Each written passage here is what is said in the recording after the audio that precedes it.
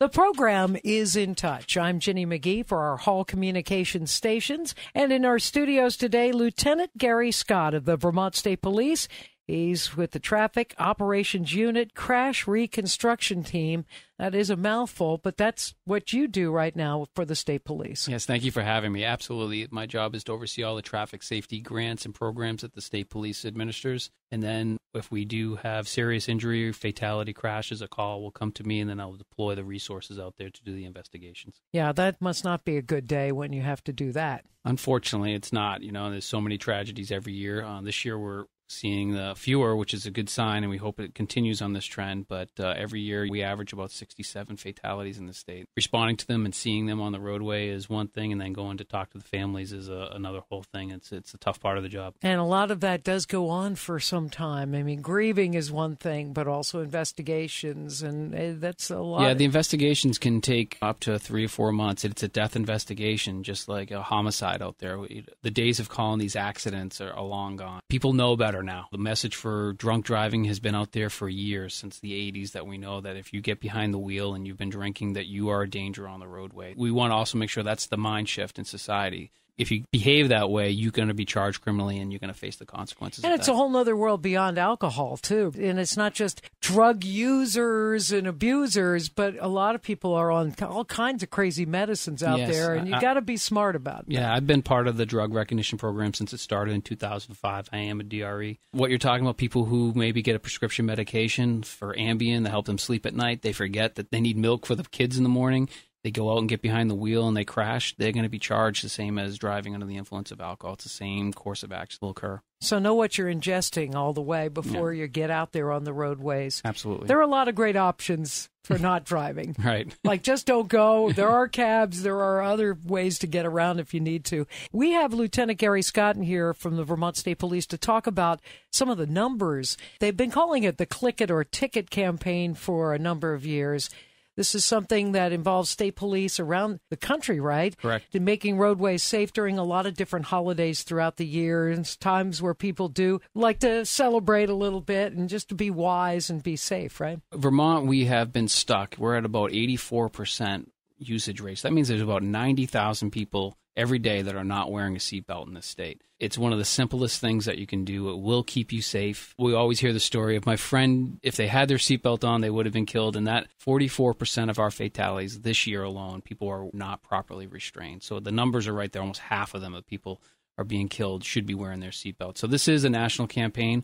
We have been stuck in Vermont for quite some time where we haven't had our numbers go up. We are looking for the public's help. How can we do a better job? How can we get that person that doesn't wear their seatbelt to wear it? Parents a lot of times force the kids to wear their seatbelts, but if they're involved in a crash and the parent is not belted, they become the 150-pound, 200-pound object that's flying around the car that crushes into their kids. It's a horrific thing to think about, but that's the reality. You can't stay in your seat when you're involved in a collision. So having that seatbelt on, keeping you in your seat, keep everyone in their seat, is your chances of surviving increase dramatically. And seatbelts, well, they're even better than they used to be in the days when they were earlier introduced. Back seat belts now, restraints for kids and age groups. There are a lot of wonderful ways to stay safe. You just never know what's going to happen on the roadway. Right. Everyone fancies themselves as being a good driver. But then we think about it, the person who comes up behind you who is late for their appointment, and they're going to cut you off. And if you lose control of the car because they've cut you off and you start flipping over on the interstate at 80 miles an hour, there's not much you can do about that. And Mother Nature recently has thrown us some snow, and I'm going to guess we're going to get a little more. You never know how that's going to play out, even with the best of snow tires. Absolutely. And that's one thing we see every year is the early winter. People are kind of a little bit late getting their tires on, and they're trying to get to work. That's one of the big steps, getting a good snow tire on your car, not having just an all-season, because snow tires in all seasons freeze at different temperatures, and they grip the road differently. So if you don't have a good snow tire in your car, you're really going to fall behind. VTrans does a great job every year getting out there as soon as they can, doing the best work they can with the resources they have, but the responsibility falls back on all of us as the drivers of motor vehicles to take a look, to see what the road conditions are. If we see it's going to be a bad day, give yourself some more time to get to work. You can't go 65 miles an hour on the interstate in January and in February and December. Those are for beautiful days in July. You need to make sure you're really controlling your speed. We've heard that road salt has gone up across the country and 40% increase in its price. So no VTrans is going to have to use it sparingly depending on how things go. We are speaking with Lieutenant Gary Scott, Vermont State Police Traffic Operations Unit Crash Reconstruction Team. And you've got a lot of stats. So you just did the Click It or Ticket campaign for Thanksgiving. I know you know how many people died in a car crash this year without a seatbelt on, but you do stats and keep track of when you're stopping folks on some of these campaigns to get an idea who's following the rules, wearing seatbelts and all of that. And that's how we're trying to keep track of what our seatbelt percentages are. The crash data is a good indicator. It's pretty consistent through all the agencies in the state, from the state police to a local police. They're all filling out the same form, and traffic tickets are the same. So we can take a look at those numbers and help us gauge what our program should be, where we should be looking to have enforcement. We are a data-driven agency, so we are looking from last year. That's part of my job, is to see what type of crashes we had last year. Last year we had a huge ice storm during the holiday week, and as we were talking about earlier, is that our numbers are different, and so we have to kind of take that into consideration to see where our crashes are, go to our high crash areas, and that's where we're going to deploy our resources out there. But that's a big thing. We do keep track of how many traffic stops the troopers are making, how many motorists assist, and how many crashes occur, whether they're impairment-related, alcohol, or drug-related. And plus, you must know all the kind of troubling spots on roadways out there to a degree that may need some redoing, or are places where things happen. And of course, with winter weather, we always think of Bolton Flats. Yeah. It seems to French Hill and all of that on the interstate gets kind of icy and messy, too. But the state police are all over the state, small roadways and the big interstate. The majority of our crashes occur on the secondary roads, not just on the interstate. And we do have a group, all the state agencies and private agencies are working together. It's a group called the Vermont Highway Safety Alliance, in which we all sit at a table and put down our traffic safety plans and combine resources to make sure we're all on the same page on where the problems are. Now I can call my counterpart at VTrans and say, this is an issue that we've seen come up. How can we fix it together? And then they may bring in other resources that I haven't thought of or are not available to the state police. So we are sitting at a table. We are speaking to each other, looking at road engineering. Where are our bad intersections? What can we do to have better signage?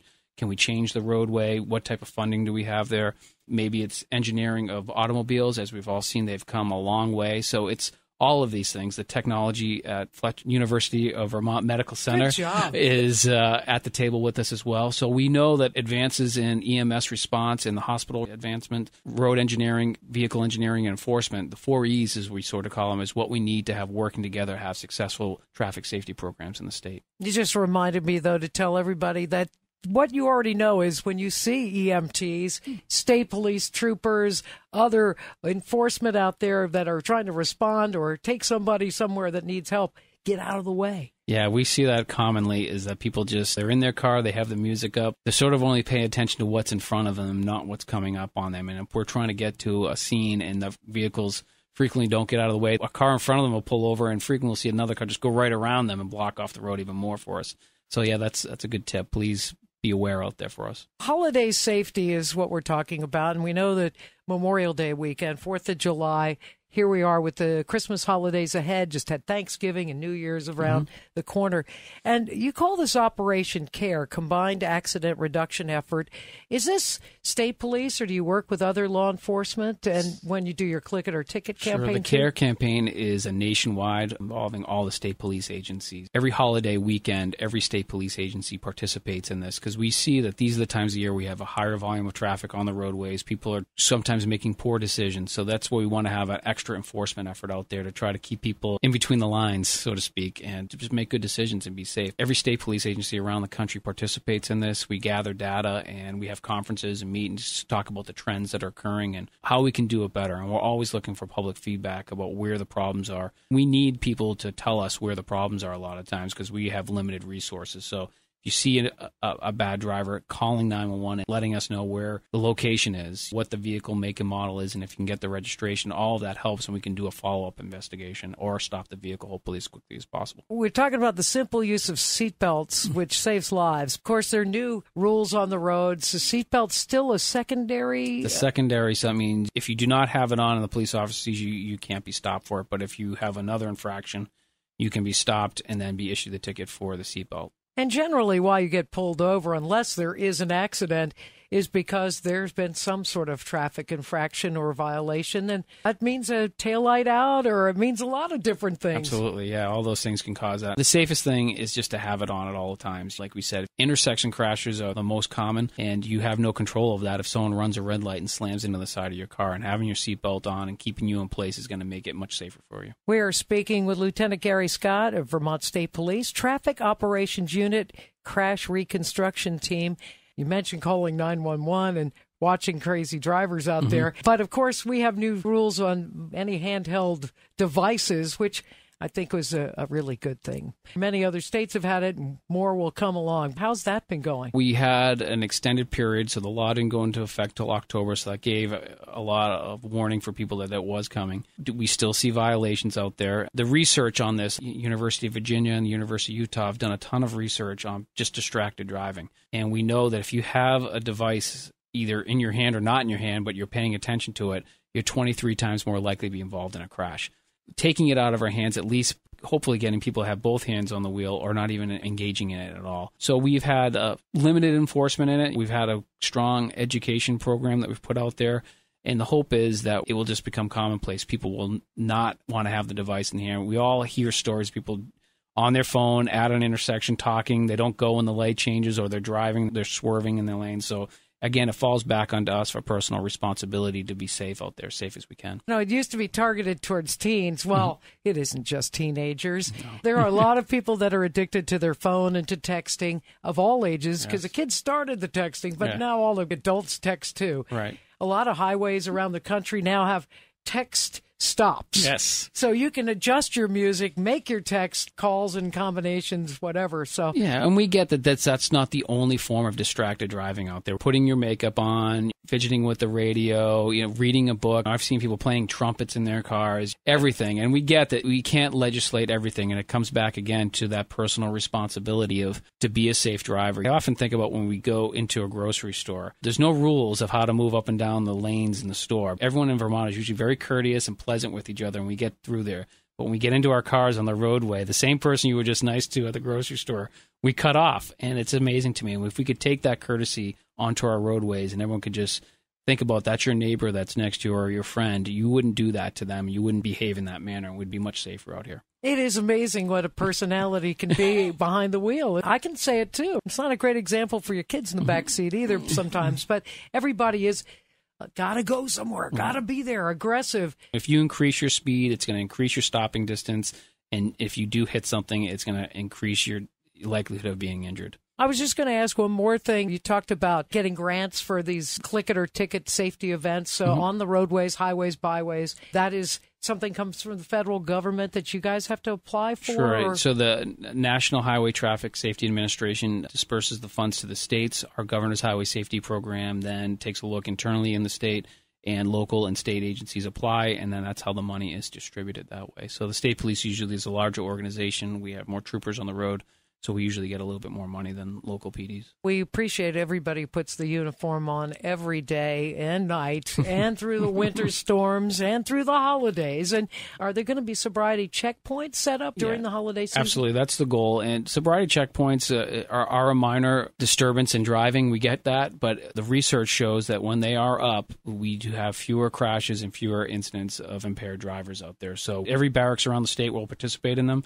They will set them up weather dependent. During Thanksgiving, we had a snowstorm on the Wednesday evening, so that canceled a lot of them. We had to deal with the crashes. Put you to work elsewhere. Right. Yeah. So, but that's the goal, is to get out there, and when people see the lights flashing, and overall, we get a positive response about them. People like to see us out there, and it gives us an opportunity to communicate with the public about what's happening, what our goals are to reduce these crashes, and it's one way to do it. The research indicates when we do them, we see fewer crashes out there. I should ask you if there's anything else you'd like to add before we finish up here. I think our goal is just for everyone to be safe on the roadways. We want everyone to get to their destinations safely and have a good time. But if you go out, have a plan. You don't want to get yourself caught in that position where you've had too much to drink and now you're making that decision to get home. If you come up with a plan beforehand, you'll be all set. You'll allow yourself to have a few drinks. But if you get stopped, just to stop without a crash or anything, you're talking $10,000 when it's all said and done. You're night in jail, going to court, missing work, your car being towed, the fines, the fees, the lawyers.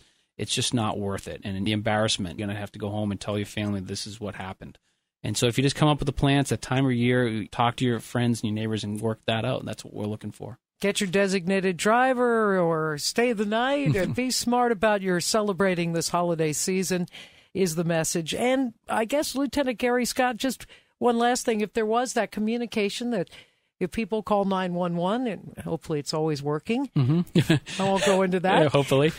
But people can communicate with Vermont State Police with any of their issues in the world of traffic, safety, and what's going on out there. Yeah, if it's a non-emergency, you should look to call a local barracks, and you can speak to the station commanders there. But emergency purposes, call 911 and let us know, and we want to get out there and stop these aggressive drivers. We want you all to have a great, safe holiday season. Lieutenant Gary Scott, Vermont State Police Traffic Operations Unit, Crash Reconstruction Team. You're doing a lot out there to make it safer for us, and we appreciate that. Thank you for having me. I want to thank all our listeners for tuning in. I'm Ginny McGee, and you're In Touch.